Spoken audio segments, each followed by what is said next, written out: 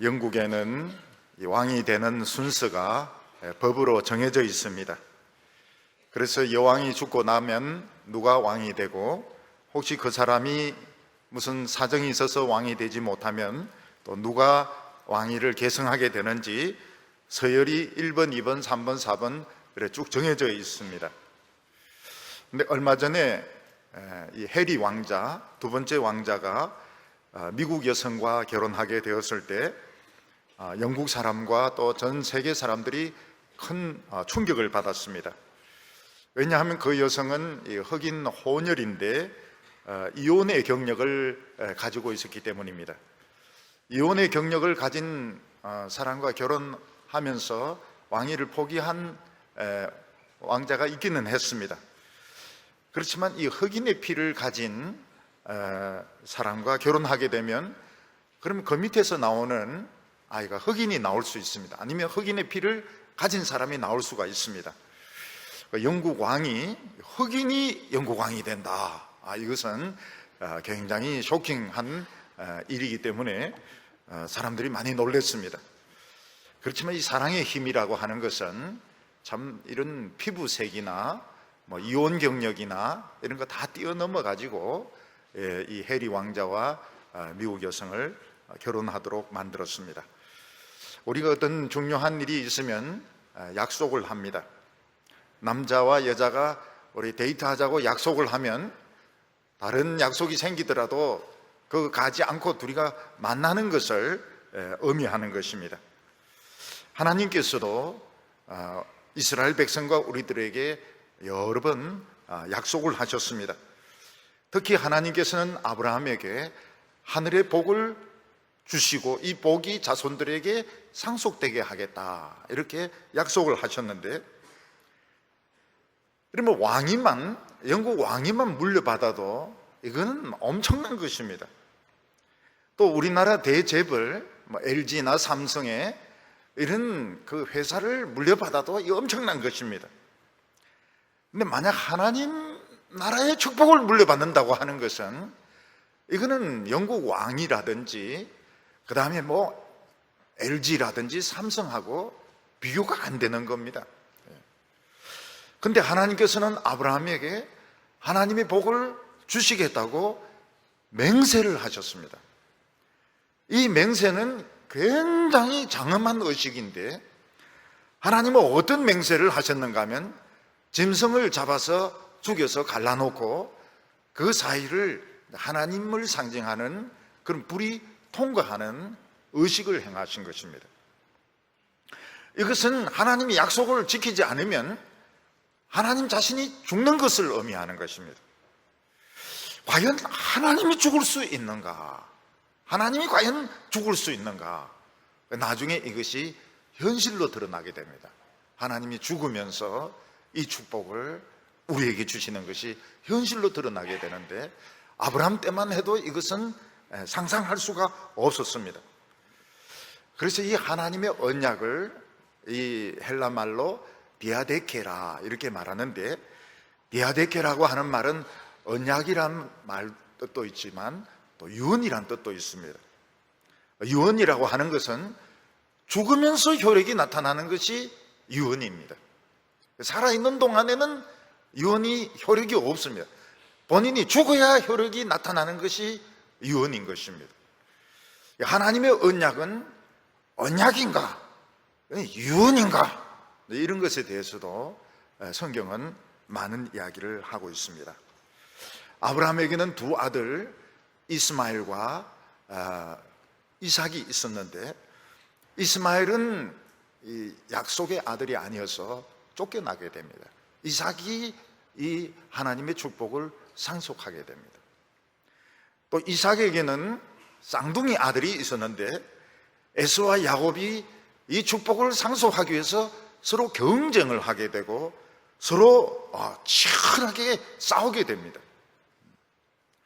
그래서 야곱이 이 하나님의 축복을 상속하게 되는데, 그것은 경쟁에서 이겼기 때문에 차지하는 것이 아니고 하나님의 말씀 때문에 야곱이 하나님의 축복을 상속하게 됩니다. 오늘 이 축복은 이방인인 우리들에게까지 오게 되었습니다. 그래서 이 축복에 대해서 눈을 떠야 됩니다. 삼성전자가 지금 어떻게 되고 있나, 주가가 어떻게 되고 있는가, 핸드폰이 중국 핸드폰에 밀리고 있는가, 현대자동차가 어떻게 되고 있는가, LG가 어떻게 되고 있는가, 우리 집 세탁기는 뭔가, 이런 거 신경 쓰는 것도 중요하지만 영국 왕위가 누구에게 물려가게 되느냐, 그건 너무 작은 것들입니다.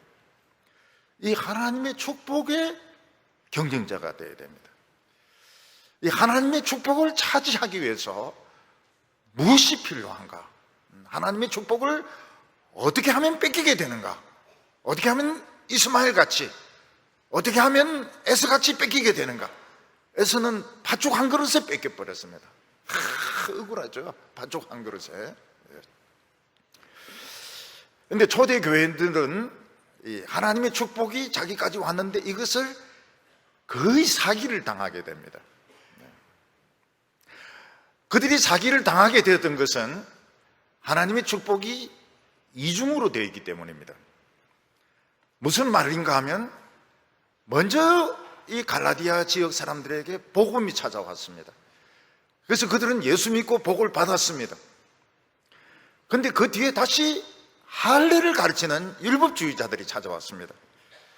그래서 예수만 믿는다 해서 되는 것이 아니고 할례를 받고 율법을 지켜야 된다. 이것은 우리가 1500년 동안 지켜온 것이다. 그래서 이 갈라디아 사람들이 딱 보니까 복음은 얼마 안 됐습니다. 예수님이 십자가에 못 박히고 그들은 얼마 되지 않았습니다. 그 얼마 안 된 것이 더 전통이 있습니까? 1500년 된 것이 더 전통이 있습니까? 그래서 갈라디아 교인들은 1500년의 역사와 전통을 자랑하는 이 할례, 율법을 받아들이게 되는데, 그렇게 되면서 하나님의 축복을 사기를 당하게 된 것입니다. 우리가 대기업체를 물려받기로 약속이 되어 있는데 사기를 당해서 뺏긴다면 얼마나 원통하겠습니까? 아버지가 현대자동차를 물려준다고 했는데 사기를 당해서 돈 한 푼 못 받고, 아버지가 삼성전자를 물려준다고 했는데 사기를 당해서 돈 한 푼 못 받는다면 얼마나 억울하겠습니까? 그런데 그것과 비교되지 않는 이 하나님의 축복을 주신다고 약속을 했는데 이걸 사기를 당해가지고 천국도 못 들어가고 상도 못 받고, 그 죽도록 교회 충성하고 헌금 바치고 교회 왔다 갔다 한 것은 아무 소용이 없다면, 지금은 억울 안 하죠. 지금은 아무 표시가 안 나니까 억울할 게 없죠. 근데 하나님 앞에 갔을 때 이때 이제 땅을 치는 겁니다. 사기를 당했구나, 팥죽 한 그릇에 팔아먹었구나, 사기를 당했구나, 그걸 깨닫게 되는 것입니다. 그래서 예수 믿을 때 유명한 사람이 이렇게 하라고 한다고 해서 따라가면 절대로 안 됩니다. 아주 세계적인 목사가 오고, 우리나라에서 아주 큰 교회에 목사가 오고, 아주 공부를 많이 하는 사람이 와서 이렇게 하라고 한 데서 따라가면 안 됩니다. 왜냐하면 사기를 당하는 수가 있습니다.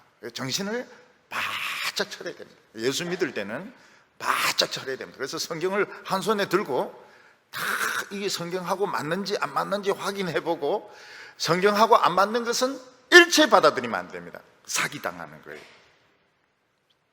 오늘 첫 번째로 보면 하나님이 우리와 어떤 약속을 하셨느냐 하는 것입니다. 하나님이 인류와 제일 먼저 맺은 언약은 생명의 언약이었습니다. 이스라엘 백성, 우리 인간들이, 아담과 하와가 그 뒤에 태어나는 우리 인간들이 하나님 말씀에 완전히 순종하면 생명나무 열매를 탁 따먹고 안 죽는 것입니다. 그냥 에덴 동산에서 그냥 무한히 행복하게 살 수 있습니다. 그런데 인간들이 그 영원한 생명을 사기를 당합니다. 누구에게 사기를 당합니까? 뱀에게 사기를 당합니다. 그 날씨가 굉장히 더우니까요. 에덴 동산은 옷을 안 입었거든요. 굉장히 더운 곳인데 뱀은 몸이 찹지 않습니까?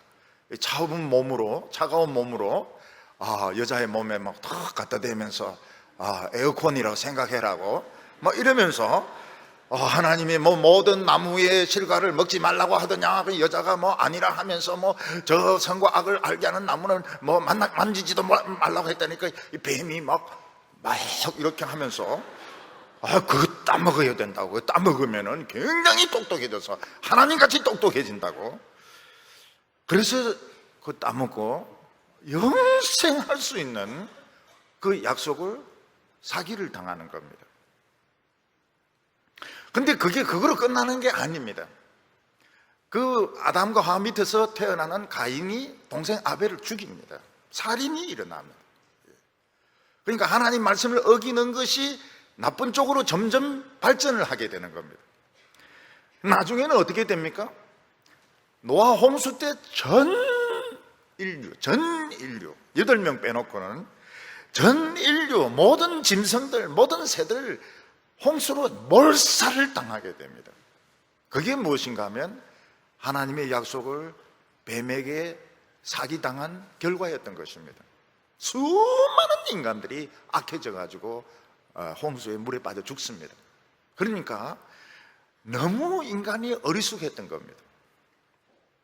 하나님께서는 여자의 후손과 뱀의 후손이 원수가 되게 하겠다 이랬는데 촌에 가보니까 그 말이 맞아요. 어떤 노인이 교회는 안 다니면서 내가 뱀을 봤다니까 뱀 새끼는 보면 다 죽여야 돼 이러는데 이분이 교회 다니시는가 보니 아니래. 자관 뱀은 무조건 죽여야 된다는 겁니다. 하나님은 죄를 지은 인간들이 생명나무를 따먹지 못하도록 쫓아내고 화영금으로 지킵니다. 막 번개에 천둥으로 못 오게 막습니다. 왜냐하면 죄를 지은 상태에서 생명나무를 따먹으면 어떻게 됩니까? 죽지도 안 하고 굉장히 못된 인간으로 1000년, 2000년 살게 됩니다. 반지의 제왕이라는 영화를 보면 골룸 이런 괴물이 나옵니다. 안 죽습니다. 몇천 년 삽니다. 굉장히 못된 이 괴물입니다. 하나님께서는 인간이 그렇게 되지 않도록 생명나무 열매를 못 먹도록 만들었습니다. 괴물이 되어가지고 1000년, 2000년 살면서 못된 짓 할 거니까 못 먹도록 합니다. 하나님은 노아와 또 다른 약속을 맺었습니다. 그것은 무엇인가 하면 홍수로 인간을 다 멸하신 뒤에는 하나님 마음이 아프신 겁니다. 그래서 앞으로는 자연재해로는 인간을 전멸시키지는 않겠다. 그러면서 하나님께서 무지개를 구름 사이에 뜨도록 만드셨습니다. 지금도 지구가 보존되고 있는 것은 노아와 언약을 맺었기 때문입니다. 그래서 태양도 뜨고 달도 뜨고 태풍도 오고 쓰나미도 오고 사람들이 홍수로 죽기도 하지만 전멸을 하지 않는 것은 이 언약이 있기 때문입니다. 그리고 하나님께서 또 약속한 것이 아브라함에게 하나님의 복을 주시겠다는 것입니다. 그런데 이 축복이 빛을 보지 못합니다. 왜 이 빛을 보지 못하는가 하면 아브라함과 이삭과 야곱 이래 되면서 이스라엘 백성들이 애굽으로 내려가서 그냥 400년 동안 조용합니다. 그러다가 이제 400년 후에 이스라엘 백성들이 기적을 가지고 출애굽을 하게 되는데 그때는 언약이 아니고 하나님의 계명이 막 폭발적으로 모세 입에서 쏟아져 나오게 됩니다. 십계명에서부터 하나님의 말씀이 계명 율법의 말씀이 막 쏟아져 나오게 되는데 언약이란 말은 쑥 들어가 버리게 됩니다. 하나님은 모세를 통해서 선지자를 통해서 율법을 지켜야 된다. 율법을 지켜야 된다. 이걸 굉장히 많이 강조하시고 다른 신을 절대로 섬겨서는 안 된다고 말씀하셨습니다. 그래서 하나님의 언약이란 말은 쑥 들어가 버린 것입니다. 하나님의 언약은 쑥 들어가고 할례와 계명이 아주 중요한 하나님 말씀으로 나타나게 되었습니다. 예수님께서 오셔서 복음을 전하셨는데 예수님이 십자가에 못 박혀 죽고 난 뒤에는 우리 모든 이방인들이 예수 믿고 율법하고 상관없이 할례하고 상관없이 하나님의 축복을 받게 되었습니다. 이제 이것에 대해서 유대인들은 말도 안 되는 거다. 우리는 1500년 동안 율법을 지켜오고 할례를 지켜왔고 하나님은 모세와 선지자를 통해서 그렇게 율법을 지키라고 했는데 갑자기 예수가 나타나가지고 그냥 죽으면서 그냥 예수만 믿으면 하나님의 축복을 받는다. 이게 말이던 되느냐. 그러니까 갈라디아 교인들도 막 헷갈리고요. 지금도 헷갈리는 사람들이 많아요. 종교개혁 때도 많이 헷갈리고요. 근데 이거를 깨끗하게 정리한 사람이 있었는데 사도 바울이었습니다. 사도 바울은 복음과 율법은 뿌리가 다르다고 말했습니다. 율법은 그 뿌리가 모세지만 복음은 그 뿌리가 예수님, 하나님의 아들이라고 말을 했습니다.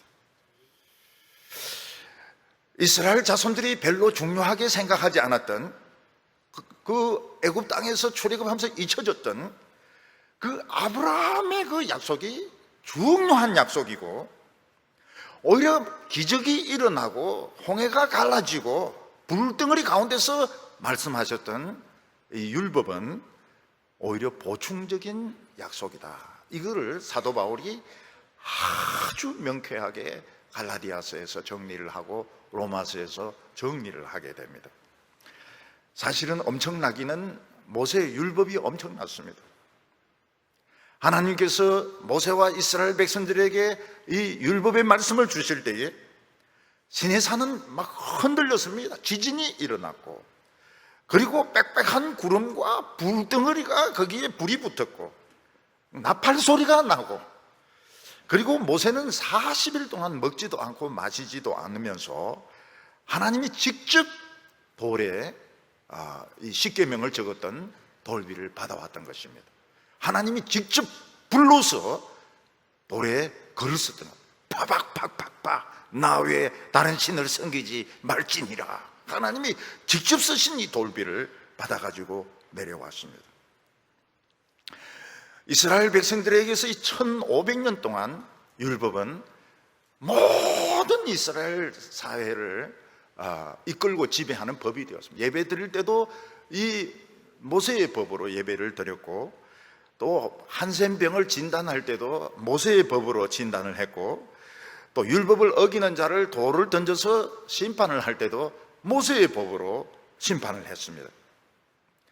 그리고 하나님은 이 율법의 말씀을 지키면 들어가도 복을 받고 나가도 복을 받고, 또 반죽거리에서도 복을 받고, 자식도 복을 받고, 짐승들도 복을 받고, 짐승의 새끼들도 복을 받고, 만약 너희들이 이 율법을 지키지 않으면 들어가도 망하고 나가도 망하고 떡 반죽 그릇도 망하고 광주리도 망하고 모든 그릇도 다 망한다고. 그러니까 얼마나 이 법이 중요한 법입니까? 결국 이스라엘 백성들은 이 율법을 지키지 못해서 망합니다. 그러니까 이 율법이라고 하는 것은 이스라엘 백성들의 이 생사가 달린 문제입니다. 율법을 못 지켜서 터지고 매맞고 망하고, 이게 율법이었습니다. 율법이 얼마나 중요한 법입니까?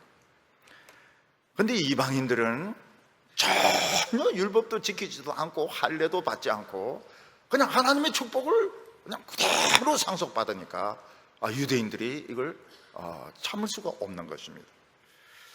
근데 사도 바울은 너희들은 이제 율법만 봐서 그런데 실제로는 율법보다 더 앞선 중요한 약속이 있었다고 말하고 있습니다. 그게 창세기 15장 6절에 아브라함이 여호와를 믿으니 여호와께서 이를 그의 의로 여기셨다 하는 말씀입니다. 아브라함은 하나님의 말씀을 듣고 하나님을 그냥 무조건 믿었습니다. 하나님은 무에서 유를 창조하시는 분이시다. 아브라함은 공로도 없고 자격도 없지만 무조건 하나님의 말씀을 믿었습니다. 하나님은 신실하시다, 이걸 믿었습니다. 그랬더니 하나님은 공로도 없고 자격도 없는 아브라함을 의롭다고 인정을 하시고 하나님의 축복의 상속자로 하나님께서는 약속을 하셨던 것입니다. 그러면 모세를 통해서 그렇게 하나님께서 율법을 강조하셨던 이유가 무엇입니까? 하나님은 이스라엘 백성들은 아브라함의 자손이기 때문에 전도가 되었다고 보는 겁니다. 전도가 되었다 이렇게 보고, 그들이 정말 전도되었느냐 안 되었느냐, 정말 하나님을 믿는 사람이냐 안 믿는 사람이냐 하는 것을 이 율법을 통해서 확인을 했던 것입니다. 그러니까 하나님이 그렇게 강조했던 율법은 복음의 본질이 아니고 확인하는 것이었습니다. 무슨 말인가 하면, 우리가 이제 건강한 사람은 몸이 이제 36.5도다, 체온이 36.5도다 이렇게 한다면, 이걸 옛날에는 집에 온도계가 없으니까 이마를 갖다 대기도 하고 손을 갖다 대기도 하고, 그래서 우리는 몇 도인지 이런 것은 모르고 그냥 펄펄 끓는다, 애가 몸이 펄펄 끓는다 그러면 이제 병원에 데려가고, 이제 안 끓으면 그냥 집에 두고 이제 이렇게 했던 겁니다. 근데 요즘 이제 병원에 가면은 온도계로 딱 재면은 39도, 이 열이 굉장히 많고, 40도 이렇게 올라가면 굉장히 높은 것이죠. 온도계는 건강이 아닙니다. 온도계는 건강을 측정하는 것이죠. 근데 온도계는 굉장히 중요합니다. 왜냐하면 온도가 많이 올라가면 그 환자가 죽기 때문에 그런 것입니다. 그러니까 율법이라고 하는 것은 믿음은 아닌데 믿음을 나타내는 바로메타, 척도였던 것입니다. 요즘은 이제 혈압을 재는 이런 기구들이 집에도 많이 있습니다. 근데 옛날에는 이런 혈압을 잘 재지 않았기 때문에 띵 하면 혈압이 높다 그러고, 그냥 띵 하지 않으면 정상이다. 그러니까 혈압이 높으냐 낮으냐 이 기준이 뭔가 하면 띵 하냐 이걸 가지고 이제 재었던 거니까 늦을 때가 많은 겁니다. 많이 띵 할 때까지 참았다가 죽는 경우가 많았어요. 당뇨도 마찬가지입니다. 당뇨도 옛날에는 이제 병원에 가야 당뇨 치수가 어떻다는데, 요즘 집에서 막 이렇게 찔러가지고 그 당뇨 치수를 잽니다. 그러니까 그거는 건강은 아니지만 건강을 측정하는 아주 중요한 수단이 되는 것입니다. 마찬가지로 이스라엘 백성들이 살인을 하거나 간음을 하거나 거짓 증거를 하거나 이렇게 할 때 이들은 믿음이 없는 것입니다. 살인하지 말라, 간음하지 말라, 도둑질하지 말라, 이게 믿음은 아니지만은 믿음을 나타내는 바로메타였던 것입니다. 근데 이스라엘 백성들에게 이제 문제는 무엇인가 하면, 전도가 제대로 되느냐 안 되느냐 하는 것은 결국 그 부모의 그 성실성에 달려 있었던 것입니다. 부모가 성실하게 아이들에게 하나님의 율법을 잘 가르쳐 주면 어떻게 됩니까? 믿음이 생깁니다. 살인할 마음이 없고 간음할 마음이 안 생기고 도둑질할 마음이 안 생깁니다. 근데 이제 부모가 돈 번다고 농사 짓는다고 바쁘니까 외워라, 십계명을 외워라, 그리고 안 외우면 때리고 따기 때리고 머리털 뽑고 이런 식으로 가르치니까 반발심이 생기는 것입니다. 그러니까 겉으로 보면은 잘 믿는 것 같은데 속으로는 하나도 안 믿는 거예요. 그래서 사사기에 보면 계속 이들은 빗나가서 우상을 섬기고 바알을 섬기고 아세라를 섬기고 이렇게 합니다. 사람들 중에서 한 번도 방황하지 않고 반발하지 않고 그냥 한 길로 예수 믿는 사람은 없습니다. 그런 사람은 존재하지도 않고, 있다면 오히려 좀 문제가 많아요. 한 번씩 방황도 안 해보고 반항도 안 해보고 그냥 유치부 때부터 작년 1부까지 베드로까지 그냥 쫙, 그래서 고기만 잡고 말이죠, 물고기 숫자만 헤아리고 나중에 늙어서 베드로 회에서 엄청 싸웁니다. 왜냐하면 한 번도 그 방황을 안 해봤기 때문에 남을 이해를 못해. 그냥 자기 주장만 계속 합니다. 좋지도 않아요. 사람은 좀 방황하기도 하고 또 질문이 많기도 하고, 근데 그거를 부모가 이제 장사 좀 적게 하고 돈 좀 적게 벌고 좀 꼬치꼬치 가르쳐 주고, 그리고 자녀가 좀 빗나가도 기다려 줘야 돼요. 교회도 마찬가지입니다. 청년들이 좀 대들기도 하고 이러기도 해도 몇 년 좀 기다려 주면 은혜 받아가 또 막 열심히 믿고 또 너무 열심히 믿어가 또 자격도 안 되는데 막 선교사로 나가겠다고 막 그럼 또 말려야 되고, 예, 그런 경우도 많아요. 그럴 때는 또 말려야 됩니다. 이 미친놈 같이 그냥 아무데나 나가서 막 선교하겠다고. 예. 미국 같은 데는 막 걸핏하면 북한에 가서 선교하겠다 이러면 부모가 깜짝 놀래가지고요. 예.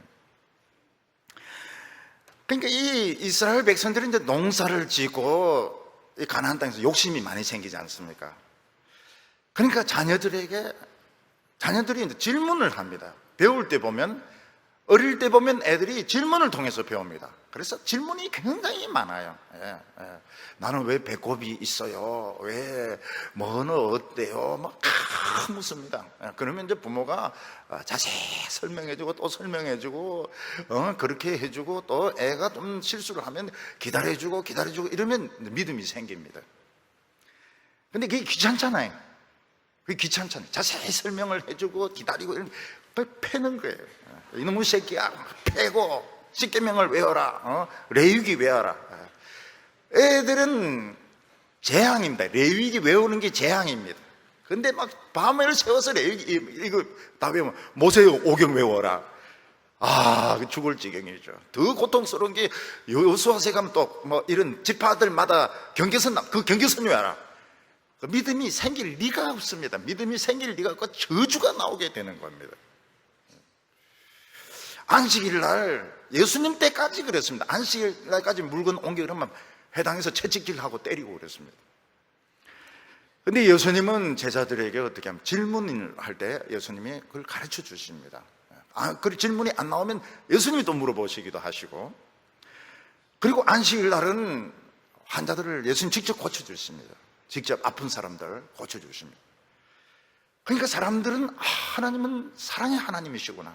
그래서 하나님에 대한 사랑을 느끼면서 믿음이 생겼던 것입니다. 그러니까 구약 율법도 겉으로 보면은 딱딱한 율법으로 되어 있지만 안을 부수고 보면 하나님의 사랑이 들어있는데, 게으름 때문에, 귀찮기 때문에, 세상에서 빨리 성공하고 싶어서 결국 뿌린 대로 거두는 것입니다. 부모가 뿌린 대로 거두는 겁니다. 로마 시대 때 보면 로마 귀족들은 자녀 교육을 누구에게 맡깁니까? 노예들인데 다 맡겨요. 귀찮으니까. 자기들은 공회당에 가서 연설하고 그 다음에 그 공중 목욕탕에 가서 땀 빼고 이런다고 애들은 노예들인데 교육을 다 시키거든요. 이 교육시킨 노예들이 무슨 사람? 이 동성연애자들이에요. 동성연애자들.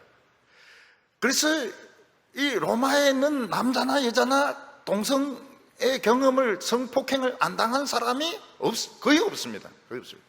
뭐 줄리어스 시즌에 다 보면 그 동성애가. 여러분, 우리는 지금 동성애 어쩌고저쩌고 이렇게 하는데 외국에는 눈빛만 좀 이상하면 이건 동성애입니다. 남자가 남자인데 친절하면 이건 벌써 이거는 무서운 거예요. 벌써 소름이 쫙 등 뒤에서 고무줄이 당겨지는 것 같아요. 굉장히 많아요. 굉장히 역사와 전통을 자랑합니다. 로마 시대 때부터 그보다 더 올라갑니다. 더 올라가요. 더 올라가. 그리스 신화 때부터 이 동성애자들이 있었던 것입니다. 오늘 두 번째로 이 하나님의 언약은 취소할 수 없는 언약이다, 이렇게 말씀하고 있습니다. 하나님께서 아브라함에게 천국의 복을 주시겠다고 약속하신 것은 취소할 수 없는 약속이었습니다. 15절 말씀을 보면, 형제들아 내가 사람의 예대로 말하노니 사람의 언약이라도 정한 후에는 아무도 패하거나 더하거나 하지 못하느니라. 여기서 언약이라고 하는 것은 그냥 말로 약속한 것이 아니고 서류로 작성하고 공정까지 끝난 약속을 말합니다. 이러면 공정이 되고 나면 거기에 추가를 하거나 빼거나 할 수가 없습니다. 하나님께서 아브라함에게 언약하신 것은 이건 맹세로 이루어진 것이기 때문에 세월이 지났다고 해서 취소가 되거나 내용이 변경될 수가 없는 것이었습니다. 하나님이 아브라함에게 주신 약속은 크게 두 가지였는데, 하나는 자손이 하늘의 별처럼 많게 하겠다는 것과 또 다른 하나는 가나안 땅을 기업으로 주시겠다는 것입니다. 근데 하늘의 별처럼 많은 아들을 주시겠다는 거, 아들은 딱 한 명 주셨습니다. 하늘의 별이 하나입니까? 하나? 왕별 하나만 있습니까? 하늘에는 별이 수없이 많이 있습니다. 그런데 하나님은 아들을 딱 하나밖에 안 주셨습니다. 왜 하나님은 별처럼 많은 아들을 주시겠다고 하면서 하나밖에 안 주셨는가? 이걸 명쾌하게 해석을 한 사람이 사도 바울이었습니다. 하나님의 약속은 많은 사람에게 있는 것이 아니고 한 명 예수 그리스도에게 있는 것입니다. 그래서 아브라함이 100살에 낳았던 그 아들은 예수 그리스도를 상징하는 인물이었고, 아브라함이 모리아산에 가서 바쳤던 그 아들도 예수님의 십자가 죽음을 의미했던 것입니다. 그래서 16절 말씀 보면 이 약속들은 아브라함과 그 자손에게 말씀하신 것인데 여럿을 가리켜 그 자손들이라 하지 아니하시고 오직 한 사람을 가리켜 내 자손이라 하셨으니 곧 그리스도라. 그 하나님의 그 축복은 예수 그리스도 안에 있는 것이었습니다. 그리고 하나님이 죽음의 의식을 명세를 했는데 실제로 하나님 아들이 죽음으로써 이 하나님의 축복은 확정이 된 것입니다. 그럼 구약 이스라엘 백성들은 그냥 이 축복을 그냥 전혀 받지 못했습니다. 그렇지 않았습니다. 그래서 유언이라고 해석할 수가 없어요. 유언은 꼭 죽어야 효력을 발생하는 건데 구약 이스라엘 백성들은 하나님의 아들이 죽기 전에도 이 축복을 얼마든지 상속받을 수 있었습니다. 그래서 언약이면서도 유언인 것입니다. 어떻게 이 하나님의 축복을 상속받을 수 있습니까? 이스라엘 백성들이 율법의 말씀을 똑똑 깨가지고 해석을 하면 그 안에서 아주 달콤한 맛이 나오게 됩니다. 그래서 나중에 성전을 지을 때 보면 이런 석류가 많이 나오게 되는데 석류를 구리로 된 노수로 된 그 기둥에 감습니다.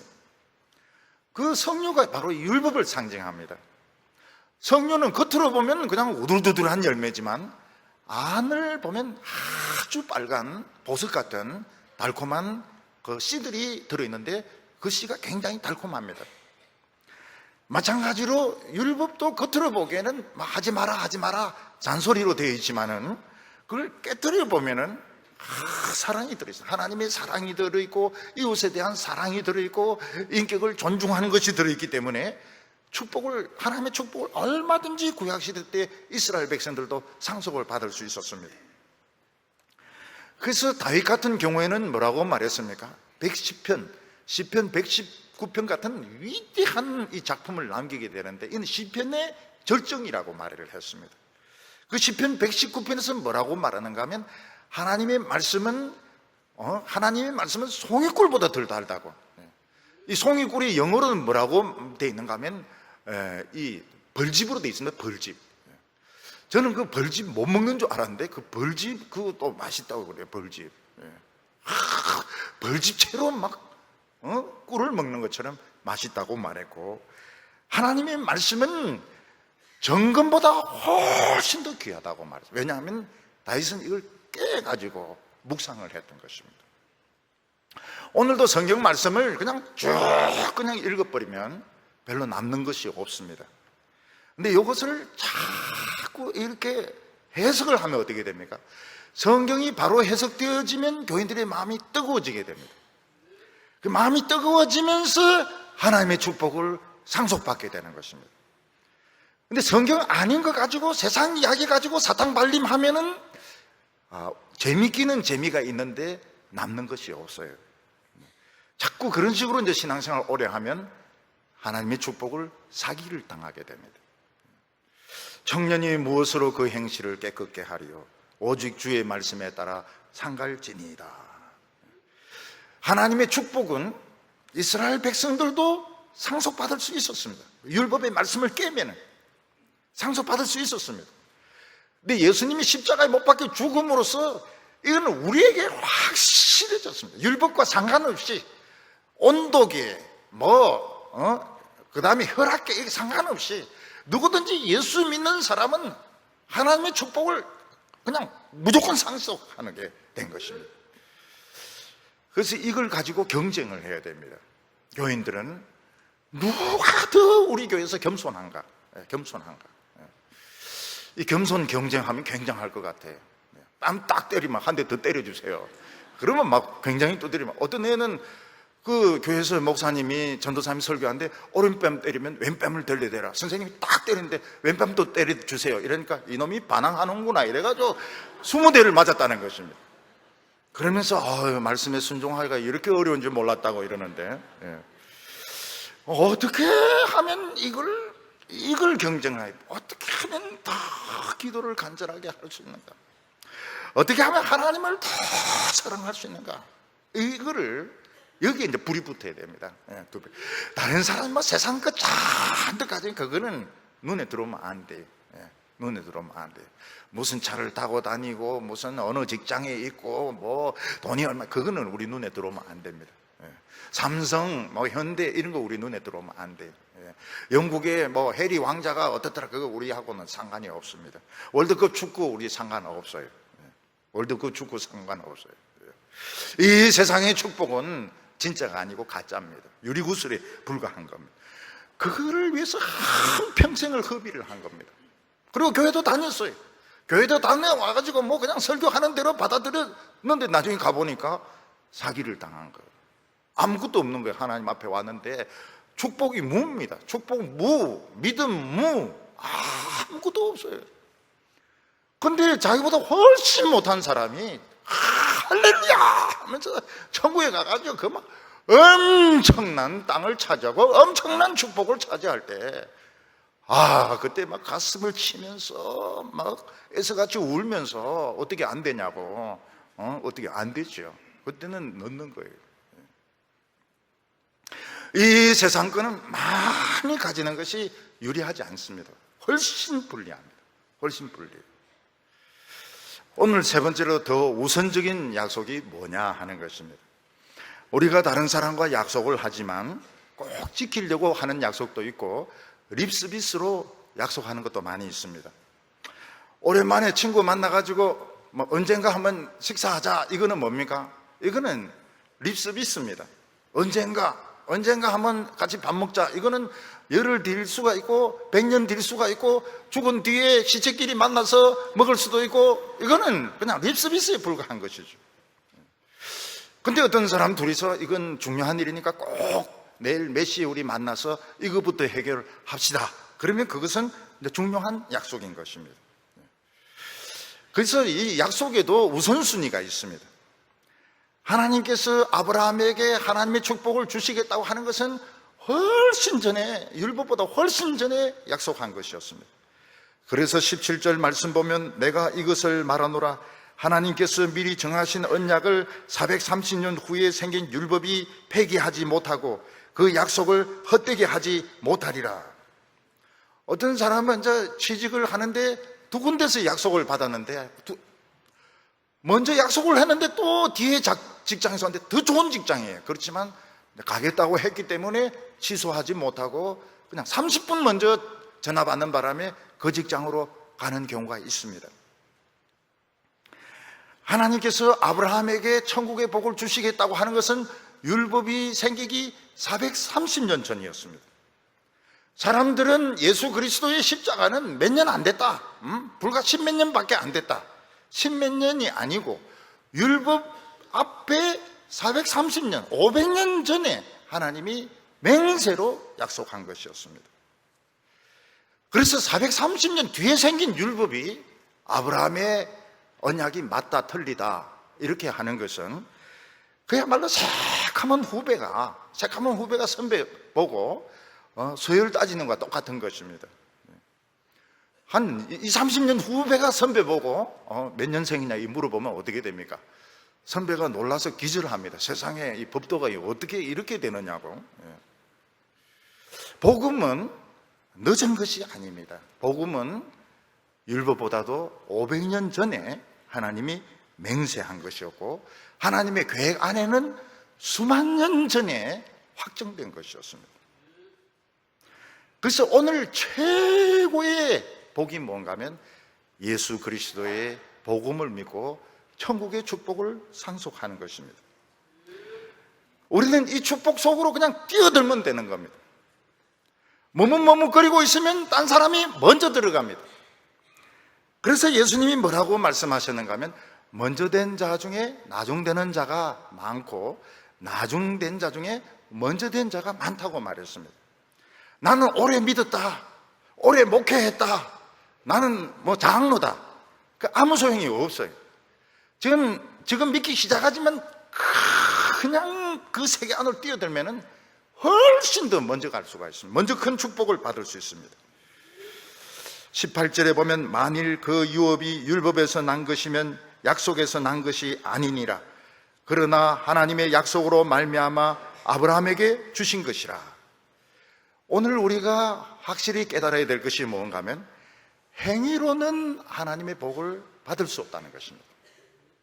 저 사람은 기도를 많이 했기 때문에, 규정을 많이 알고 있기 때문에, 교회 정치나 활동을 많이 하기 때문에 하나님의 축복을 받는다. 이거는 맞지가 않다는, 이 복음이 아니라는 것입니다.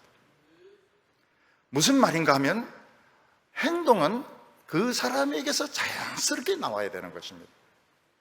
여러분, 대학생은 대학생답고, 교사는 교사답고, 고등학생은 고등학생다운 것이지, 억지로 고등학생 교복을 입힌다고 해서 고등학생이 되는 것이 아니고, 억지로 대학생이 대학생 배지를 달게 한다고 해서 대학생이 되는 것이 아니고, 억지로 교사 하라고 한다고 해서 되는 것이 아닌 것입니다. 그러니까 우리는 억지로 훈련을 시켜가지고 기도도 오래 하게 하고, 그리고 뭐 전도도 많이 하게 하고, 성경도 많이 읽게 하고, 봉사도 많이 하게 하고, 열심도 많이 내고, 뭐 단기 선교도 많이 갔다 오고, 그렇게 한다고 해서 인정받는 것이 아니라, 그렇게 해서 상 받는 게 아니라는 것입니다.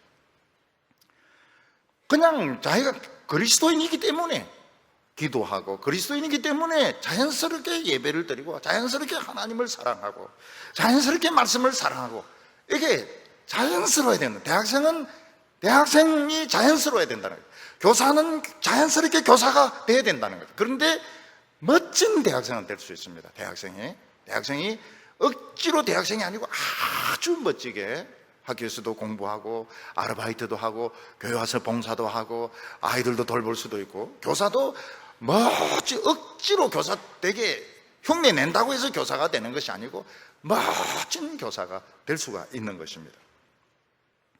마찬가지로 오늘 우리들이 기독교인의 그 삶을, 헌신을 요구하고 신학교를 나오고 목사가 되고 선교사가 되고 그렇게 한다고 해서 복을 받는 것이 아닙니다. 영국이 200년 선교하고 제일 후회한 것이 선교사를 너무 많이 보낸 것을 그렇게 후회했다는 겁니다. 그게 자기들이 크게 잘못했다는 겁니다. 그리고 그들을 풀스포트한 것이 큰 실수였다고 말하고 있습니다. 그 이유가 뭔가 하면 선교사로 나가면 자녀 교육비 주고 무슨 비 주고 이러니까 다 선교사로 나가는 겁니다. 자기가 없는 사람들이 다 나가는 겁니다. 그 현지에 가니까 어떻게 됩니까? 현지에 가니까 귀족처럼 살아요. 왕족처럼 사는 것입니다. 아무도 예수 안 믿어요. 근데 선교사는 큰 집에서 그냥 떵떵거리면서 하녀들 뭐 몇십 명 데리고, 왜냐하면 선교비가 오니까요. 그러니까 이게 행위로는 이게 안 되는, 자연스럽게 자기가 참 예배 드리고 자연스럽게 찬송 부르고, 그런데 아름답게 할 수 있는 겁니다. 굉장히 아름답게 할 수 있어요. 하나님을 기쁘시게 할 수 있는 겁니다. 오늘 뭐 제자훈련을 시켜가지고 그거 쏘으면 안 됩니다.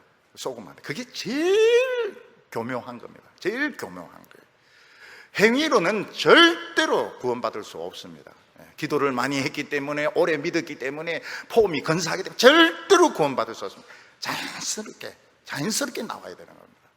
기도도 자연스럽게 나와야 되고, 찬송도 자연스럽게 나와야 되고, 설교도 자연스럽게 들어야 되고. 오늘 우리는 하나님의 축복을 움켜잡아야 됩니다. 움켜잡을 수 있습니다. 축복을 움켜잡으라 해야 되는데 남의 머리를 움켜잡으면 안 돼요. 축복을 움켜잡을 수 있습니다. 그게 뭔가 하면 이 하나님의 말씀을 미친 듯이 듣는 겁니다. 미친 듯이. 미친 사람은 갈불 수가 없어요. 상대를 할 수가 없습니다. 예수를 미친 듯이 믿으면 이 축복을 잡을 수 있습니다. 근데 그렇지 않고 뭐 이런 방법 쓰고 저런 방법 쓰고 절대로 사기당합니다. 오늘 우리가 생각해야 될 것이 뭔가, 우리에게 엄청난 천국의 축복이 왔는데 우리 장로교 목사 장로들은 정치한다고 뭐 총회 가서 한 자리 하려고 하고 뭐 굉장히 바쁘게 돌아다니는데 뭐 사기당하는 겁니다. 사기당하는 겁니다. 그런데 잘 많이 시간을 그런데 안 보내는 게 좋아요. 그리고 남에게 보이기 위해서 많은 활동을 하고 목사님에게 인정을 받고 교인들이 인정, 다 사기당하는 겁니다. 자연스러워야 돼요. 믿음은 자연스러워야 됩니다. 우리는 예수님이 살아계신 것을 믿어야 됩니다. 그리고 이 예배 때마다 예수님이 임재하신 것을 믿어야 됩니다. 예수님이 여기 계신다면 나는 어떻게 기도할 것인가, 어떻게 말씀을 들을 것인가. 우리는 다윗처럼 하나님의 말씀을 사랑할 수 있습니다. 다윗처럼 하나님의 말씀을 사랑할 수 있고, 이 세상의 탐욕과 성공과 이 세상의 이런 음란한 이런 것들은 다 우상입니다. 나는 바알을 안 믿고 아세라를 안 믿기 때문에 나는 괜찮다, 괜찮은 게 아닙니다. 세상에 이 벌거벗은 이 영화들, 영화 배우들, 그리고 이 세상의 이런 명성들, 이거 다 우상입니다. 굉장히 교묘하게 속이는 우상들입니다. 아브라함은 하나님의 약속을 엄청나게 기다려가지고 결국 이삭을 품에 안았습니다. 또 이삭을 죽이라고 할 때 진짜 죽이려고 갔습니다. 우리 성도들도 끝까지 인내해가지고 절대로 천국의 축복을 사기당하지 말고 하나님의 축복을 꼭 붙잡는 성도들 다 되시기 바랍니다. 거룩하신 하나님 아버지, 오늘 우리에게 놀라운 복음을 주셔서 감사합니다. 우리가 이 천국의 축복을 사기당하고 있습니다. 한국 교회는 이 엄청난 축복을 자기 야망과 욕심과 돈에 사기당하고 있습니다. 하나님 아버지, 우리가 정신을 바짝 차리게 하여 주셔서 이 세상 것들을 쫓아가지 말게 하여 주시고 끝까지 하나님 말씀 붙들고 대부흥이 일어나게 하여 주시옵소서. 오늘도 아가페 찬양대가 찬양할 때 하나님께서 편안한 마음을 주시고 성령의 감동을 주셔서 온 성도들이 은혜 받게 하여 주시옵소서. 예수님의 이름으로 기도하옵나이다.